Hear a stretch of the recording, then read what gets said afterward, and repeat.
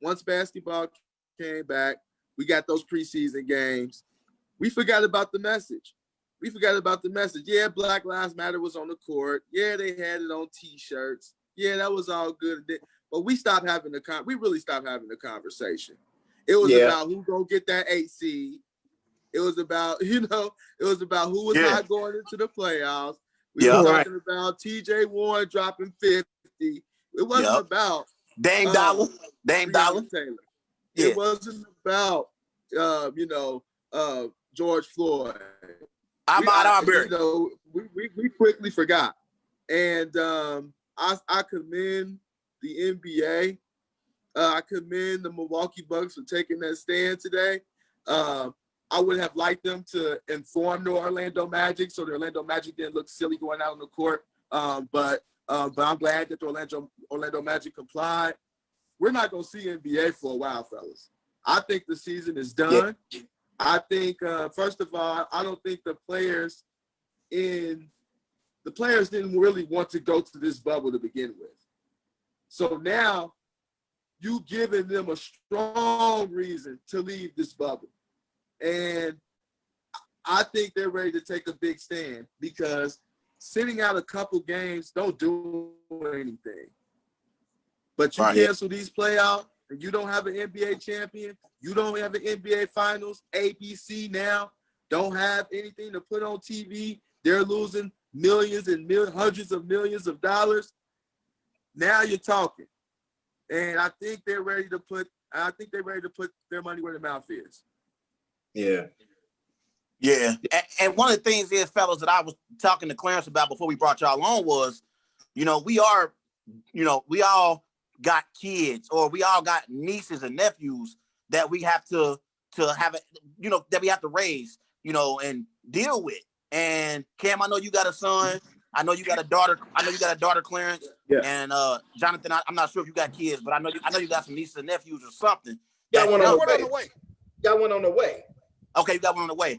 And it's unfortunate that we have to have these conversations with our kids about how to conduct themselves when they get pulled over by police officers.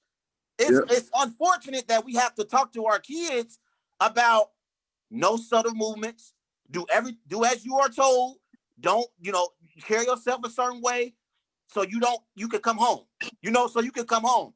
And it's just unfortunate that we have to have those conversations with our kids. And even myself as a grown man at 29 years of age, I'm uncomfortable when I see the police, behind me or somewhere in the same vicinity, where I'm at. So it's just unfortunate. Yeah. And Mrs. Darrell Owens, would you like to there's times that I just don't want to drive. I just don't feel up to it. I've been pulled over enough times. I've been racially profiled by the police. They asked me why was I in the area, what was I doing in the area, and we're denied to live in certain communities. We're denied of certain communities. They don't want us in certain environments. If we are, then we get racially profiled. We're in there because we're allegedly trying to break in someone's house when it's not the case at all. But you could still comply with their orders and they could still shoot you. We saw that with the Minnesota officer that shot Castile. He reached for the glove compartment as he was advised to, and as soon as he reached for it, what happened? He got shot. So you can still do all the things necessary and follow all the proper procedures and everything, and they can still kill you. But all you can do in a situation like that is keep your hands on the steering wheel if they tell you to put them there. Just follow all the instructions that they give you. And if you do that, hopefully you could escape the situation unharmed. That's the troubling part. It's very paranoid. It leaves you paranoid. You don't know what's gonna happen, and it's just scary. But I think the biggest problem, you guys, and I'm gonna be honest with you guys, I think it's fear. They fear us, and a lot of it has to do with ignorance. They look at the color of your skin and they think you're just like everybody else, so they are fast to racially profile you. And if you come off the wrong way, they're going to get very hostile with you. And that's what we've been seeing in recent years. It's not right. And enough's enough. Something's got to be done. I mean, Breonna Taylor got shot in her own apartment. It's sickening. It leaves you angry because that's your brothers and sisters. You know, these are our people that's getting shot and killed for no reason, for doing absolutely nothing wrong. You don't have to do anything wrong to get gunned down by the police. And that's what's really disturbing, really. Yeah. And I want to welcome in. I want real quick. Hold on, real quick. I want to welcome in program director and on-air personality of Legacy Maker Sports Network and my fellow Packer brother. Go Pack, go. Darrell Owens. What's up, Darrell? Hey, what's up, brother? How y'all doing today, man? Thanks for having me on, fellas. No Packers talk, all right? No Packers. Come on, man. Don't be like that. Yeah, don't be like that. Don't be like that. Be like that. So Darrell, I want to start off with you on this one. We've been talking about, the NBA boycott. The Milwaukee Bucks refused to take the floor in their Game 5 matchup this afternoon against the Orlando Magic. And then the Thunder and the Rockets, they followed suit and they postponed their Game 5 matchup. And the Lakers and the Blazers did the same as well. So I want to get your take about everything that we're dealing with right now in our country and also how it's affecting the sports world. And what do you think is going to be the outcome now that the NBA players have boycotted playing games? Boy. 2020 has been a one heck of a year, man. I will say this. What happened today, it needed to happen. It's one of those things where I think you guys made great points where I think, with the game being back, people kind of lost sight of what was going on.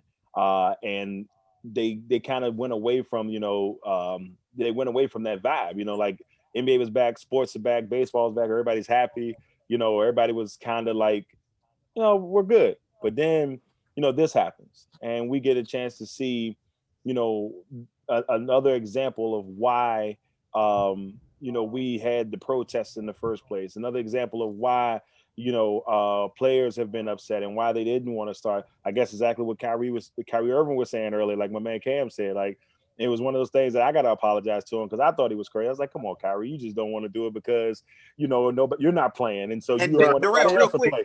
Real quick, Right. Darrell. That's what Cam said too, I think. Didn't you say that, Cam? And that's what Cam said. I said something to that nature. I pretty much said like, it was the right thing to say, but it was from the wrong person.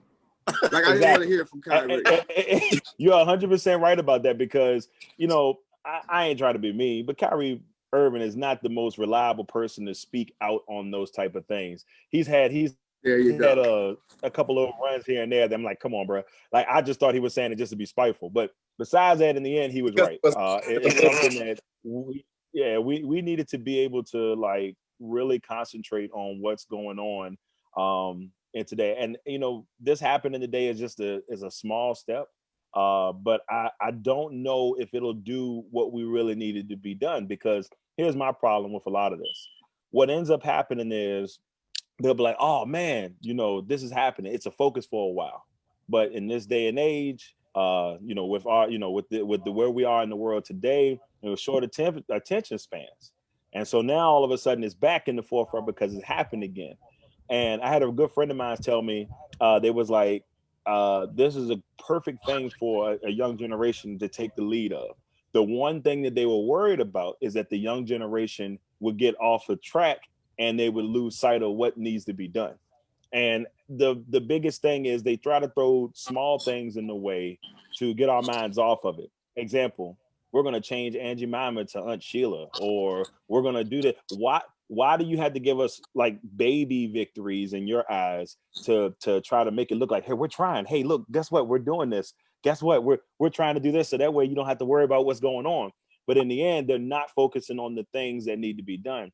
Breonna Taylor, guess what? They've not been arrested. It doesn't look like it's happening anytime soon. Kentucky has held fast against it.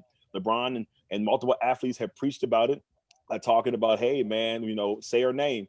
The problem is they feel like if they can just throw a couple of things here and there just to make us happy, then we'll forget about it. And kind of an example, we get the NBA back, a little bit, forgot about it a little bit. It was there, but you forgot about it a little bit. And unfortunately, that's where it is. And until we can get to that vocal point where it's like, look, this is what it is. This is what we need to do to get this change. And the problem is they made it just like Kaepernick's knee. And I know that's a little bit far, but just like Kaepernick taking the knee, they make it political and they find a way to take it away from what the issue actually is into what the issue they want it to be. That's a good point, Darnell. That's the problem, and it happens all the time. It's like you gotta stay focused on what you need ahead of time instead of trying to. But it always happens. You watch it. There's always a way for them to find a way to be like, oh, guess what? That's not happening anymore. It happens every time. That's my biggest problem with it. But I'm glad the NBA did what they did tonight to give, to let people know, hey man, we got to do something about this. We want the reform. Okay, we're not asking for police officers to die. We're not asking for police officers to get hurt. What we're asking for is, hey, treat us with respect, treat us like human beings, and don't stereotype us just because you see black and this and that. That's all we want. We just want to be treated as bingo. Equal. That's all we want. Yeah, and Darrell, you made a great point. You made some great points, bro. And one of the things that I told Clarence a little bit earlier too was, fellas, I hate the fact that you hear when these police shootings happen, you always hear white America. You always hear them say stuff like, oh, just because that was one police officer that did that, don't mean that they're all bad. But guess what? They always group us together. They say we all the same. If it's one, it's 10 of them that's all the same. We're all thugs. We don't get the benefit of, hey, this is a good individual and that's just one bad apple. I don't like the fact that they try to make it seem as if, oh, that's just one bad police officer, but we don't get that benefit. Yeah, I agree with that. I mean, I think that we don't get that look, and you don't say, "Hey, man, is that?" That's what drives me nuts. Look at us as individuals. Don't look at us as, well, let's group it all together. I have family that are police officers. I got my 3 or 4 of my cousins are police officers. My uncle, who God rest his soul, died because of this crazy COVID. He was a police officer. My uncle, my mom, police officers. They all served and they were police officers. And I know them personally, and they're great people. So not all police officers are bad, but like you said, they group us as all being bad. So most people don't, it's like, oh, it's not right to group them as all bad. Go ahead, Claire. And it was ridiculous though, guys, though, like how like people was like commenting on the post. Like if ESPN was talking about this, they were just saying he was a criminal. He deserved it. And it was just like, wow. You start seeing all that didn't. That's racist. That's racist. Like he deserved it. He had a criminal record. Like what that had to do with him getting shot and just going into his car? He got shot 7 times in front of his kid. So they trying to just basically put, oh, he's a bad guy anyway, so he needs to get shot.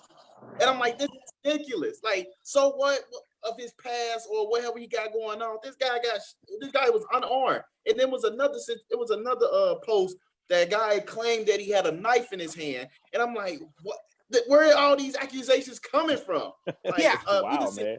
Like, 7 times back with his kids in the car. That's ridiculous and it's sad and it's traumatizing. I don't understand. Let's bring my man. People trying to reach for justification. Why?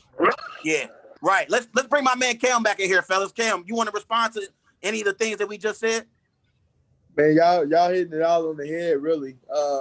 And what's so deep about it is that, and like you see some of the Facebook posts and you see some of the people that you conversate on a daily basis with, all of a sudden turn left on you.